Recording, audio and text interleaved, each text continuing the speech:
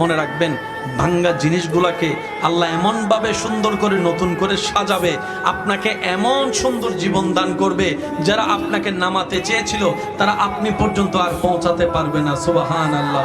যারা আপনাকে টেনে ধরে নামাতে চেয়েছে তারা অনেক পিছনে পড়ে থাকবে, আপনি রবের রহমত নিয়ে অনেক দূরে এগিয়ে থাকবেন।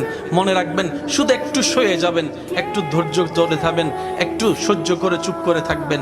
যত সইবেন তত পাইবেন, যত সইবেন তত পাইবেন। কোনো আফসোস নাই, কোনো আপত্তি নাই, কোনো হা হুতাশ নাই। রবকে শুধু এতটুকু বলবেন যখনই মন খারাপ হবে, সিজদায় মাথাটা ঝুঁকিয়ে, ইয়া রব, আমি যা পেয়েছি কোনো কিছু পাওয়ার যোগ্যতা আমার কাছেই নেই, সব তুমি দয়া করে দান করেছো, সব তুমি দয়া করে দান করেছো। একটা জিনিস পাওয়ার যোগ্যতা আমার নাই, এই চোখ পাওয়ার মতো যোগ্যতা আমার কাছে নেই, এই কান শোনার মতো কান আমার কাছে নেই। আল্লাহ, কোনো কিছুরই পাওয়ার যোগ্যতা নাই, তুমি দয়া করে দেখার জন্য দুইটা চোখ দিয়েছো, তোমার দরবারে শুকরিয়া। সুবহানাল্লাহ।